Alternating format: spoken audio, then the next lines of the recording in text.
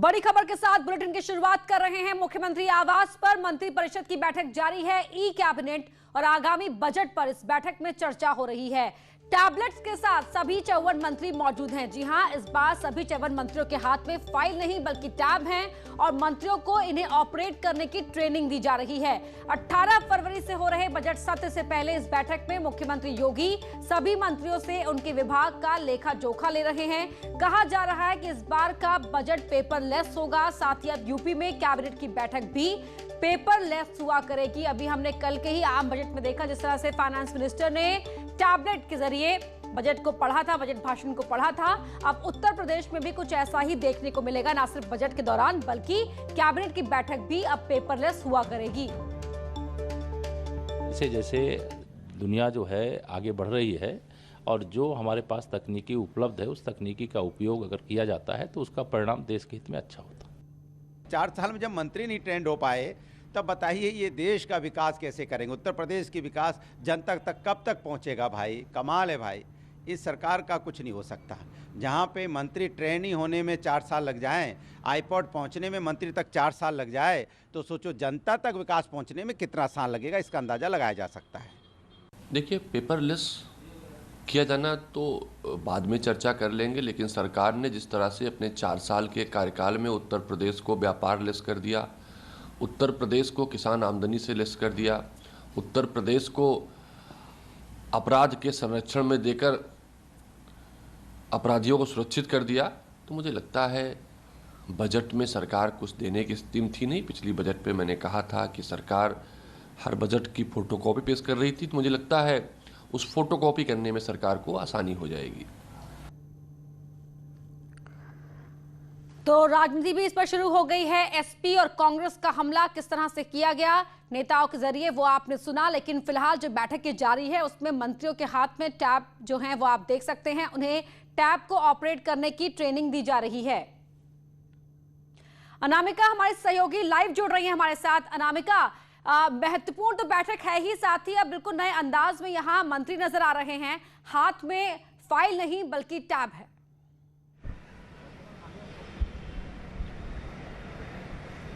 और देखिए, यही तस्वीर आपको आने वाले दिनों में दिखाई भी देगी, क्योंकि प्रयास यही किया जा रहा है कि अब मंत्री या अधिकारी मीटिंग के लिए जाएं तो उनके हाथों में फाइलें और कागज ना हो, उनके साथ पीए ना हो जो फाइलों का अंबार लेके चले उनके साथ में। उनके हाथ में सिर्फ टैबलेट हो, स्मार्ट टैबलेट हो, जिसके जरिए वो अपने एक क्लिक में बता सके कि उनके विभाग में क्या चल रहा है, किस जिले में क्या चल रहा है। और यही वजह है कि आज मुख्यमंत्री योगी आदित्यनाथ ने खास तौर पर मंत्रियों को ट्रेनिंग देने के लिए ट्रेनिंग सेशन रखा हुआ है।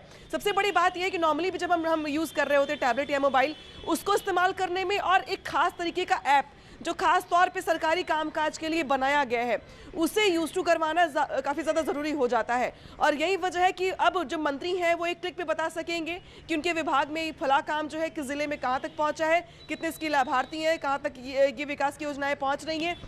सबसे बड़ी बात यह है कि कई बार फाइलें गुम होने की, फाइलें चोरी होने की, आग लगने की, और बहुत बार ये भी होता है कि अधिकारी या कर्मचारी जो होते हैं फाइलों को छिपाने का प्रयास करते हैं, पेंडिंग में रहती हैं फाइलें। लेकिन अगर हर चीज़ ऑनलाइन हो जाएगी, ट्रांसपेरेंट हो जाएगी, तो यहाँ पर कम से कम कामकाज में ट्रांसपेरेंसी भी आएगी। और यही वजह है कि आज जो चेहरे दिखाई दे रहे हैं आपको मंत्रिमंडल के मुख्यमंत्री आवास पर, उनके चेहरों पर मुस्कुराहट है और हाथ में टैबलेट है। और प्रयास ये है कि अब मंत्रिमंडल जो हो वो पेपरलेस हो, कागज वहाँ पर ना हो, सिर्फ ऑनलाइन कामकाज का निस्तारण किया जाए। इसके अलावा तो फंक्शनिंग स्मूथ हो, फास्ट हो और ट्रांसपेरेंट रहे, इसकी कोशिश यहाँ पर नजर आ रही है। अनामिका, बने रही है हमारे साथ। तो वहीं अयोध्या में बन रहे राम मंदिर के लिए चलाए जा रहे निधि समर्पण अभियान को लेकर कांग्रेस के नेता कांतिलाल भूरिया ने विवादित बयान दिया है। भूरिया ने आरोप लगाया कि बीजेपी के लोग राम मंदिर निर्माण के लिए चंदा वसूल रहे हैं और शाम को उन पैसे की शराब पी जा रहे हैं। अरबों हजारों करोड़ रुपया इकट्ठा किया था, उसका हिसाब नहीं दे रहे। वो हिसाब दो और वो पैसा सीधा मंदिर के ट्रस्ट में जमा करें। हजारों करोड़, वो पैसा कहाँ गया? ये भाजपा दबा के बैठी है। और फिर आप घर घर भाजपा के छुटे नेता जा रहे हैं, लाओ मंदिर बनाना, पैसा इकट्ठा कर रहे और फिर शाम को जाके नदी पे जाके दारू पी रहे। वो कांग्रेस के नेता कांतिलाल भूरिया के इस बयान पर योगी सरकार के मंत्री मोहसिन रजा ने पलटवार किया है। मोहसिन रजा ने पूरी कांग्रेस पार्टी को कटघरे में खड़ा करते हुए आरोप लगाया कि कांग्रेस तुष्टीकरण और देश को बांटने की राजनीति करती है। जिन्होंने प्रभु श्री राम के अस्तित्व पर ही सवाल उठाया हो तो उनका क्या चरित्र हो सकता है। वो तो लोग इस तरह की बात करेंगे ही, उनसे आप यही उम्मीद कर सकते हैं। उन्होंने तो हमेशा आप माननीय सुप्रीम कोर्ट में उनका जो जिस तरह से एफिडेविट दाखिल किया था उन्होंने, और प्रभु श्री राम के अस्तित्व पर सवाल उठा दिया था, तो ये तो बहुत छोटी बात है। उनके जो छोटे नेता बोल रहे हैं, उनके बड़े नेताओं ने ये काम किया है, तो ये तो हमेशा से देश में इस तरह की कहना चाहिए बहुत ही चरित्रहीन राजनीति को उन्होंने जन्म दिया था और उसको खत्म किया है आज भारतीय जनता पार्टी ने। दिवंगत विधायक कृष्णानंद राय की पत्नी और बीजेपी विधायक अलका राय ने प्रियंका वाड्रा को एक और मार्मिक चिट्ठी लिखी है। लेटर में अलका राय ने लिखा कि मेरे पति के हत्यारे मुख्तार अंसारी और उसके इनामी बेटे को आप और आपकी सरकार ने राज्य अतिथि बनाया हुआ है। अलका राय ने प्रियंका वाड्रा से पूछा कि महिला होते हुए भी आप हत्यारे को क्यों बचा रही हैं। बता दें कि मुख्तार के वांटेड बेटे की राजस्थान में धूमधाम से हुई शादी पर अलका राय ने नाराजगी जाहिर की है। इससे पहले भी मुख्तार के मामले पंजाब सरकार के रवैये को लेकर वो खत लिख चुकी हैं। अनामिका हमारी सहयोगी लाइव जुड़ रही हैं। अनामिका, एक बार फिर प्रियंका गांधी से गुहार लगाई है अलका राय ने।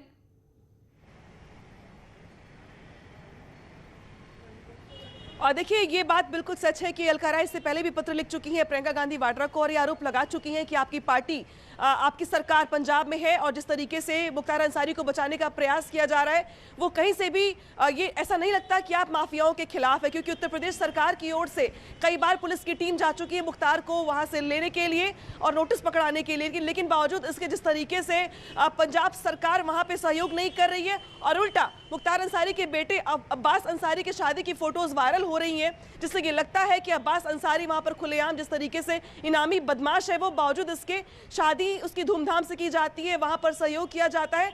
और राजस्थान हो या पंजाब, दोनों ही जगहों पे कांग्रेस की सरकार है और जिस तरीके से यूपी सरकार बार बार ये प्रयास कर रही है कि इतने बड़े इनामी बदमाश जिसके ऊपर इतने एफआईआर भी दर्ज, मुकदमे भी चल रहे हैं, उसको बचाने का प्रयास कर रही है प्रियंका गांधी वाड्रा की सरकार राजस्थान में, पंजाब में।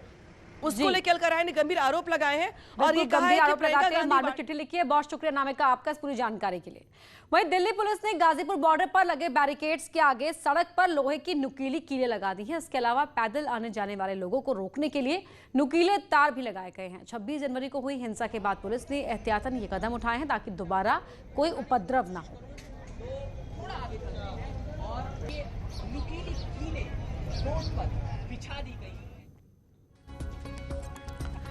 दिल्ली गाजीपुर बॉर्डर को दिल्ली पुलिस ने बनाया किलेनुमा। जी हां, हालात आपको दिखाना चाहूंगा। दिल्ली पुलिस की तरफ से जो तैयारियां की गई हैं आप देख सकते हैं। सबसे पहले यहां टायर किलर लगाए गए हैं। ये वही टायर किलर हैं जैसे ही यहां से अगर कोई ट्रैक्टर या कोई वाहन यहां से निकलेगा तो सबसे पहले उनको इनके ऊपर से गुजरना होगा, उसके टायर फट जाएंगे। वहीं दूसरी ओर यहाँ बैरिकेड्स लगाई गई हैं। बैरिकेड्स के बाद यहाँ पर ये कटीली तारें लगाई गई हैं। ठीक इसके पीछे जो सीमेंटेड रोड रोकने के लिए लगाई गई हैं दीवारें, उसके ठीक पीछे फिर एक बैरियर लगाया गया है, कटीली नुमा तार लगाई गई हैं और उसके पीछे फिर सीमेंटेड दीवारें, मतलब 3 लेयर सिक्योरिटी यहाँ की गई है। ठीक उसके पीछे जो है अर्धसैनिक बल खड़ा हुआ है। तो ये कहना अतिशयोक्ति नहीं होगा कि जिस तरीके से लगातार 26 जनवरी को जो हिंसक घटना हुई थी उसको चलते ही दिल्ली पुलिस ने अपनी तमाम तैयारियां कर ली हैं। नीचे से लेकर ऊपर तक, जहां तक आपकी नजर जाएगी वहां पर, चाहे वो नीचे की रोड हो सर्विस लाइन या ऊपर NH9 हो, वहां तक सिर्फ और सिर्फ आपको जवान नजर आएंगे। साथ ही इसी तरह की 3 लेयर बैरिकेडिंग भी आपको नजर आएंगी।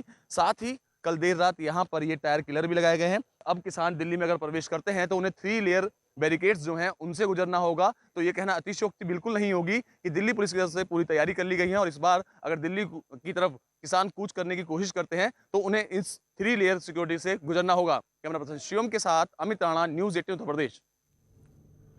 वहीं महाराष्ट्र के यवतमाल जिले में पोलियो टीकाकरण के दौरान बड़ी लापरवाही सामने आई है। आरोप के मुताबिक स्वास्थ्य कर्मियों ने 12 बच्चों को पोलियो ड्रॉप्स की जगह सैनिटाइजर पिला दिया, जिससे बच्चों की हालत बिगड़ गई। 4 गंभीर रूप से बीमार बच्चों को आनंद फानंद में जिला अस्पताल ले जाया गया। फिलहाल सभी बच्चे खतरे से बाहर है। डीएम ने इस घटना की जांच के आदेश दे दिए हैं। इस लापरवाही पर जिम्मेदार लोगों के खिलाफ कठोर कार्रवाई की जाएगी। वहीं ऊर्जा मंत्री श्रीकांत शर्मा ने अफसरों को चेतावनी दी है कि उपभोक्ताओं का उत्पीड़न किसी भी कीमत पर बर्दाश्त नहीं किया जाएगा। ट्वीट में उन्होंने लिखा, सही बिल समय पर बिल उपभोक्ता को मिले। चेयरमैन यूपीपीसीएल 100% प्रोब बिलिंग सुनिश्चित करें और लापरवाह डिस्कॉम्स पर दंडात्मक कार्रवाई करें। उपभोक्ता सेवाओं में लापरवाही बर्दाश्त नहीं होगी। उपभोक्ताओं का उत्पीड़न भी बर्दाश्त नहीं होगा। सरकार उपभोक्ताओं की है। प्रमुख सचिव ऊर्जा उपभोक्ता सेवाओं की निगरानी करे।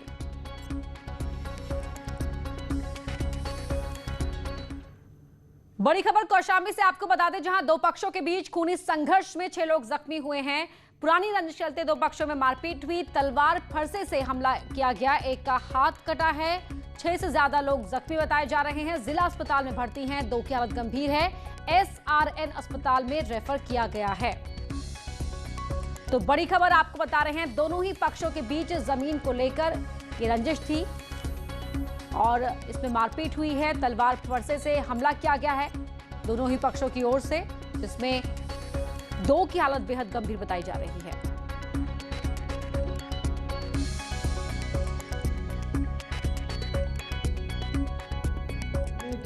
हमारे बहन ग्रेटर नोएडा में दबंगों ने ठेकेदार पर हमला कर दिया। लाठी डंडों से लैस 5-6 लोगों ने ठेकेदार से जमकर मारपीट की। दौरान बदमाशों ने हवाई फायरिंग भी की। इस मारपीट में ठेकेदार घायल हो गया। दबंगों की ये करतूत सीसीटीवी में रिकॉर्ड हो गई। बाद में पीड़ित ठेकेदार ने रबूपुरा पुलिस की शिकायत की, जिसके बाद पुलिस मामले की तफ्तीश कर रही है। बुलंदशहर में कैंटर ने 2 पुलिस वालों को कुचल दिया। हादसे में दोनों की मौत हो गई। किसान आंदोलन में ये जवान ड्यूटी पर थे।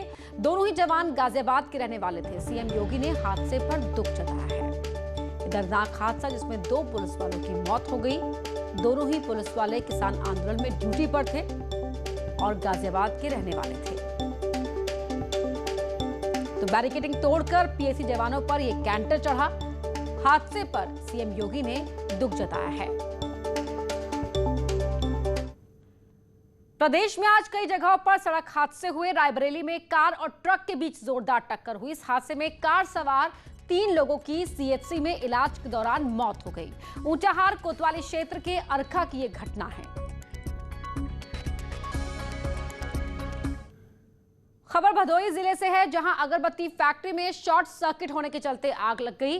आग लगने से फैक्ट्री में लाखों रुपए का सामान जलकर राख हो गया। जिस वक्त यह आग लगी उस समय फैक्ट्री में कोई नहीं था। स्थानीय लोगों की जब नजर पड़ी तो फैक्ट्री मालिक को सूचना दी गई। स्थानीय लोगों ने किसी तरह आग पर काबू पाया। आग लगने की वजह से फैक्ट्री में रखी अगरबत्ती समेत कई सामान जलकर राख हो गए। फैक्ट्री मालिक के मुताबिक आग से करीब 8 लाख रुपए का नुकसान हुआ है। ऐसे पानी ज्यादा लगेगा, आग कम बुझेगा। यहाँ रुकेंगे एक छोटे से ब्रेक के लिए, जल्द लौटते हैं।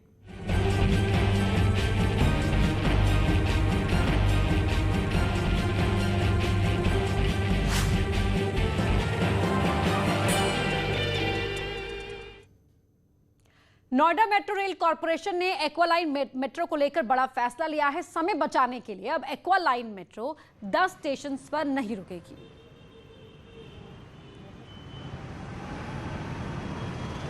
एक्वालाइन मेट्रो संचालन को लेकर के बड़ा निर्णय लिया है।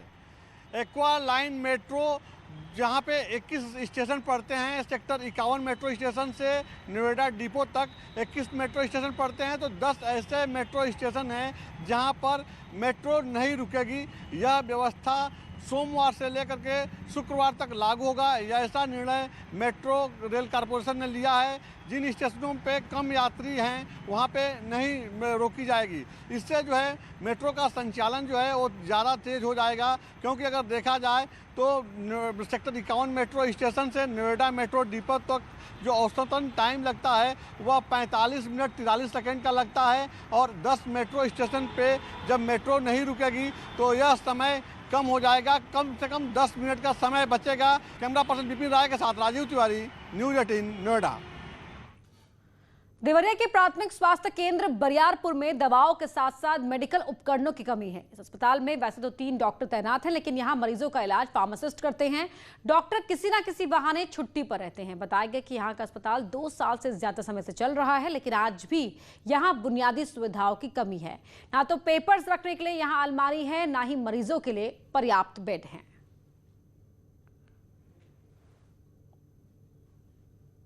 चलते हुए 2 साल 3 महीना हो गया जी। और यहाँ पर अभी कुर्सी मेज और अलमारी रखने के लिए, दवा रखने के लिए अलमारी और कुछ कागजात रखने के लिए अलमारी की भी आवश्यकता है। यहाँ पर यहाँ मरीजों को बेड वगैरह की क्या दिक्कत है? बेड 2 अवेलेबल है, 2 और चाहिए। तो सरकारी अस्पताल का हाल बुरा है। देखिए, इमारत तो खड़ी कर दी गई कि ये सरकारी अस्पताल है, यहाँ पे मरीजों का इलाज हो पाएगा, लेकिन यहाँ जो डॉक्टर की ड्यूटी है वो आए दिन खूब छुट्टी पर रहते हैं, और जो फार्मासिस्ट जिनका काम है दवाएं देना, जो डॉक्टर प्रिस्क्राइब करे वो फार्मासिस्ट यहाँ पर इलाज करते हैं। ना बेड है, ना दवा है, ना ही डॉक्टर्स। यूपी सरकार का क्रूज काशी पहुंच गया है। अत्याधुनिक सुविधाओं से लैस ये क्रूज 2 मंजिला है, जो यूपी सरकार की निगरानी में पर्यटकों को काशी दर्शन कराएगा।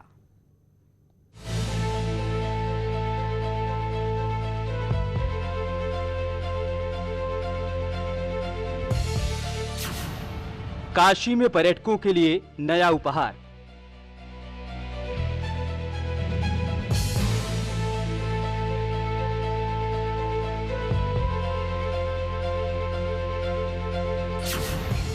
गंगा की गोद में 2 मंजिला क्रूज। गौरवान्वित करने वाला पल तो है ही, साथ ही साथ उत्तर प्रदेश में पर्यटन को बढ़ावा देने के लिए यह कार्य भी होंगे। शायद आज से कुछ साल पहले तक पिछली सरकारों में यह सोच का विषय था।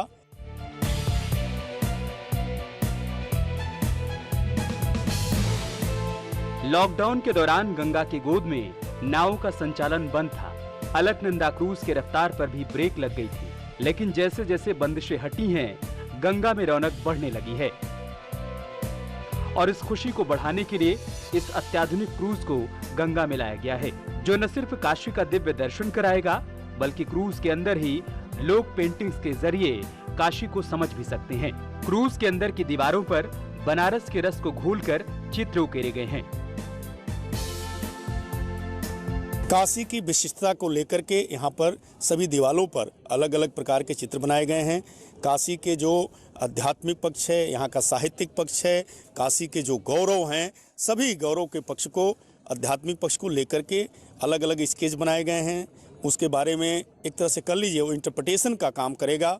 और अन्य भी जो सुविधाएं एक आधुनिक क्रूज में होती है, सभी सुविधाएं इसमें विराजमान है। ये एसी क्रूज है, यानी ठंडी के दिनों में आप गर्माहट भरे माहौल में गंगा की यात्रा कर सकते हैं, तो गर्मी में अंदर का माहौल बिल्कुल शीतल होगा। तपतपाती धूप हो या 45 डिग्री तापमान, आप इस क्रूज में सवार होकर आराम से अस्सी घाट से राजघाट तक सैर कर सकते हैं।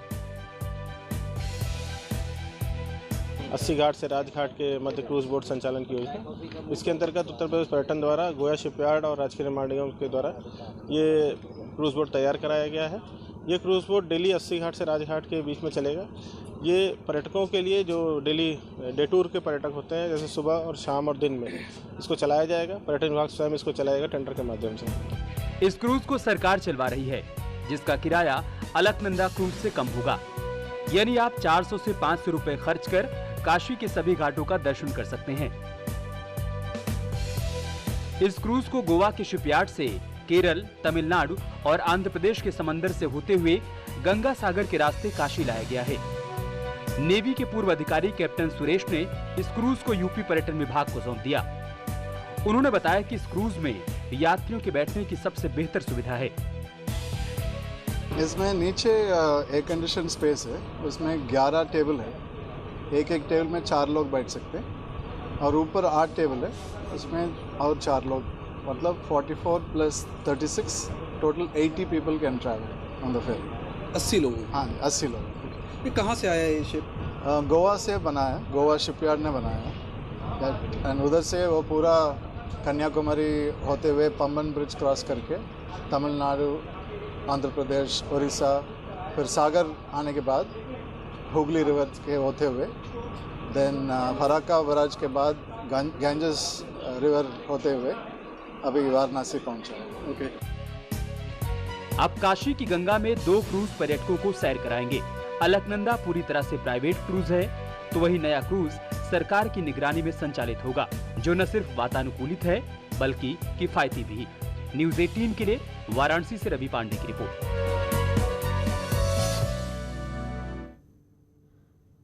बेंगलुरु में बुधवार से शुरू होने वाले 3 दिनों के एरो इंडिया शो की रिहर्सल चल रही है। बेंगलुरु के यलहंका वायुसेना स्टेशन पर 13वें एरो इंडिया 2021 शो का आयोजन होने जा रहा है। ये शो भारत की रक्षा, तकनीक और ताकत के प्रदर्शन के लिहाज से भी बेहद खास है, क्योंकि इसी शो में पहली बार स्वदेशी क्रूज मिसाइल निर्भय प्रदर्शित की जाएगी। The heavyweight multi-role capable helo being one.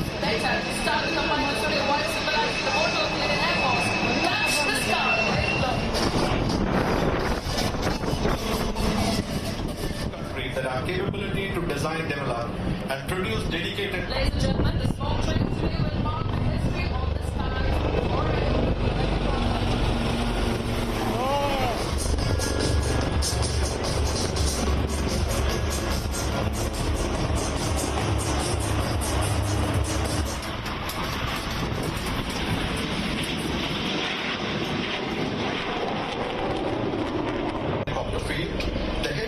multi-role capable helo being one. Later, starting up on the white symbolizing the order of the Air Force. That's the start.